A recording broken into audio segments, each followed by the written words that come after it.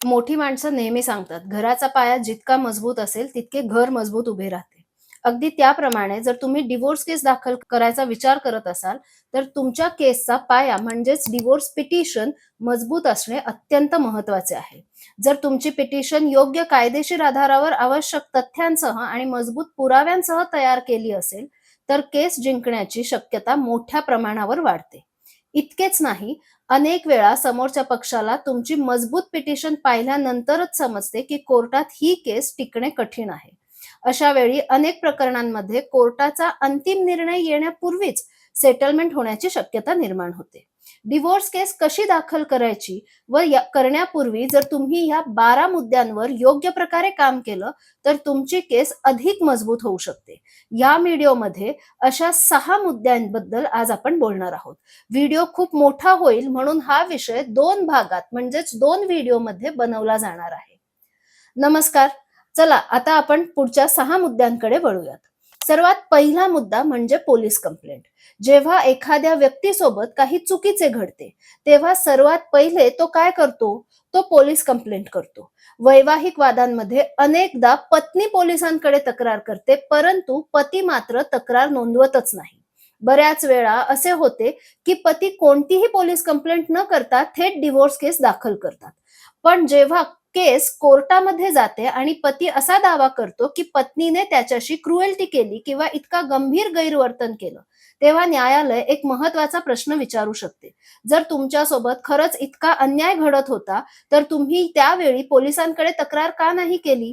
म्हणूनच जर तुमच्यासोबत खरोखरच गंभीर स्वरूपाचा अन्याय झाला असेल, तर योग्य वेळी पोलीस कंप्लेंट करणे हा भविष्यातील कायदेशीर प्रक्रियेत मोठा आधार ठरू शकतो. जर तुम्ही डिव्होर्स केस दाखल करणार असाल, तर फक्त केस दाखल करून थांबू नका.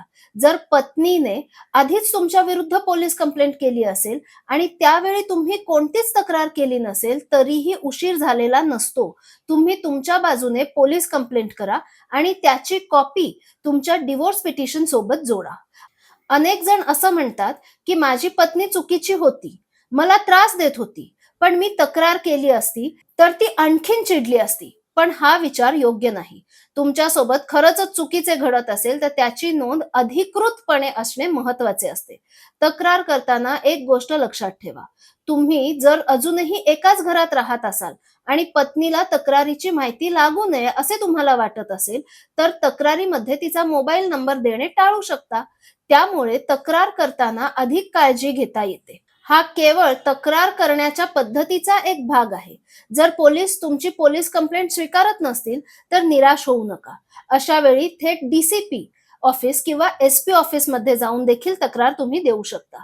तिथेही अडचणी येत असतील, तर ऑनलाईन कंप्लेंट, ईमेल किंवा स्पीड पोस्टद्वारे देखील तक्रार पाठवता येते.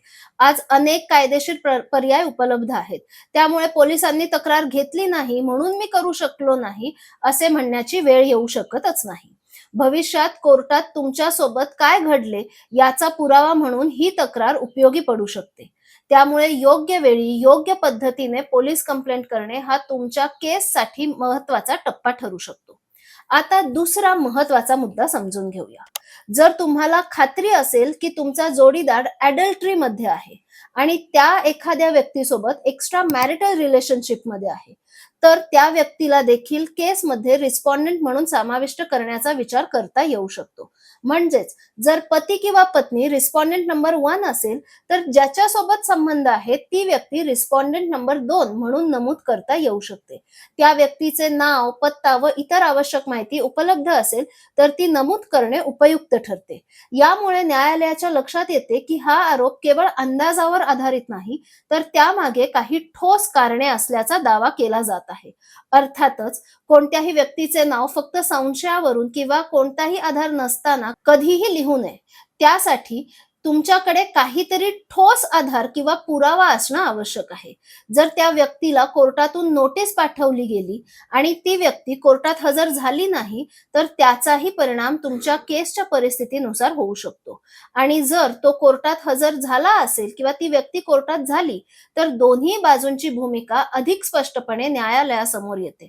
त्यामुळे अशा प्रकरणात प्रत्येक गोष्ट पुराव्यावर आधारित असणे अत्यंत महत्वाचे आहे.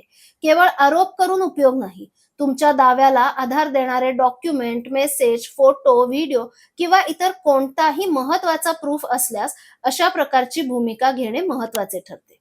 आता तिसरा मुद्दा म्हणजे चाइल्ड कस्टडी. अनेक डिव्होर्स केसेसमध्ये न्यायालय मुलांच्या हिताकडे सर्वप्रथम लक्ष देते. त्यामुळे मुलांची कस्टडी कोणाकडे आहे हा एक महत्वाचा मुद्दा ठरू शकतो. जर मुलगा किंवा मुलगी तुमच्या सोबत राहत असेल आणि तुम्ही त्याची योग्य काळजी घेत असाल तर त्याचा तुमच्या केसवर परिणाम होऊ शकतो. पण याचा अर्थ असा नाही की ज्याच्याकडे चाइल्ड कस्टडी नाही त्याला कधीच घटस्फोट मिळत नाही. प्रत्येक केस तिच्या स्वतःच्या तथ्यांवर आणि पुराव्यांवर ठरते. त्यामुळे जर चाइल्ड कस्टडी तुमच्याकडे नसेल तर निराश होण्याचं कारण नाही. अशा वेळी इतर मजबूत पुरावे आणि कायदेशीर आधार अधिक महत्वाचे ठरतात. आता चौथा आणि अत्यंत महत्वाचा मुद्दा म्हणजे प्रूफ. कोणतीही डिव्होर्स केस फक्त आरोपांवर जिंकता येत नाही.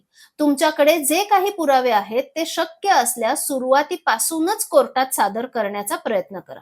अनेक वेळा लोकांना सांगितले जाते की हे पुरावे नंतर देऊ, पण त्यामुळे काही वेळा अनावश्यक अडचणी निर्माण होऊ शकतात. जर तुमच्याकडे video recording, photograph, medical proof, message, audio किंवा ऑडिओ रेकॉर्डिंग इतर कोणतेही महत्वाचे प्रूफ असतील तर त्याची योग्य नोंद घेणे फायदेशीर ठरू शकते. कारण नंतर नवीन पुरावे सादर करण्यासाठी काही वेळा न्यायालय परवानगी देते असे नाही आणि मग ती परवानगी घेणे आवश्यक असू शकते. त्यामुळे सुरुवातीपासूनच तुमची केस शक्य तितकी स्पष्ट, व्यवस्थित आणि पुराव्यांच्या सह तयार ठेवणे अगदी महत्वाचे ठरू शकते. आता पाचवा मुद्दा, महत्वाचा मुद्दा म्हणजे प्रूफ योग्य पद्धतीने कोर्टात सादर करणे गरजेचे आहे. अनेक वेळा असे दिसून येते की काही वकील ऑडिओ रेकॉर्डिंग किंवा व्हिडिओ रेकॉर्डिंग सुरुवातीला दाखल करत नाहीत आणि नंतर देऊ असे सांगतात. पण शक्य असेल तर महत्वाचे पुरावे सुरुवातीलाच सादर करणे अधिक योग्य ठरू शकते. विशेषतः ऑडिओ किंवा व्हिडिओ रेकॉर्डिंग असेल तर त्याचे ट्रान्स्क्रिप्ट तयार करून त्यासोबत जोडणे फायदेशीर ठरते. कारण कोर्टाकडे प्रत्येक वेळी संपूर्ण ऑडिओ ऐकायला किंवा व्हिडिओ पाहण्यासाठी पुरेसा वेळ असेलच असे नाही आणि त्यामुळे त्या ट्रान्स्क्रिप्टमध्ये महत्वाची वाक्य स्पष्टपणे दाखवली तर न्यायालयाला संबंधित मुद्दा अधिक स्पष्ट आणि अधिक सोपेपणाने समजला जाऊ शकतो. त्यानंतर सरप्राईज म्हणून पुरावे ठेवू असा विचार करण्यापेक्षा सुरुवातीपासूनच तुमची पिटिशन शक्य तितकी मजबूत आणि पुराव्यासह तयार ठेवणे अधिक योग्य असते. अनेक वेळा मजबूत पिटिशन पाहिल्यानंतर समोरच्याला केसचं गांभीर्य लक्षात येतं. पुढचा आणि या व्हिडिओमधला शेवटचा मुद्दा म्हणजे सहावा महत्वाचा मुद्दा. पिटिशनमध्ये प्रत्येक घटना, डेट आणि टाइम शक्य तितक्या अचूकपणे नमूद करणे गरजेचे असते. तुमची संपूर्ण कहाणी एका योग्य क्रमाने लिहिली गेली पाहिजे.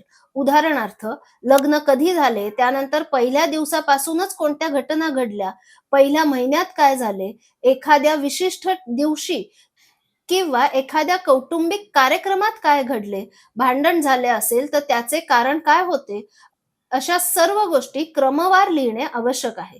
प्रत्येक घटनेची डेट लक्षात असेल तर ती नमूद करा. अचूक तारीख आठवत नसेल तर संबंधित महिना किंवा कालावधी नमूद करा. पण घटना कोणत्या क्रमाने घडल्या हे स्पष्ट दिसले पाहिजे. यामुळे न्यायालयाला संपूर्ण प्रकरण समजणे सोपे जाते. जर एखादी महत्वाची घटना घडली असे तुमचे म्हणणे असेल पण कधी घडली याबद्दल काहीच माहिती देऊ शकला नसाल तर तुमच्या दाव्याच्या विश्वासार्हतेवर परिणाम होऊ शकतो.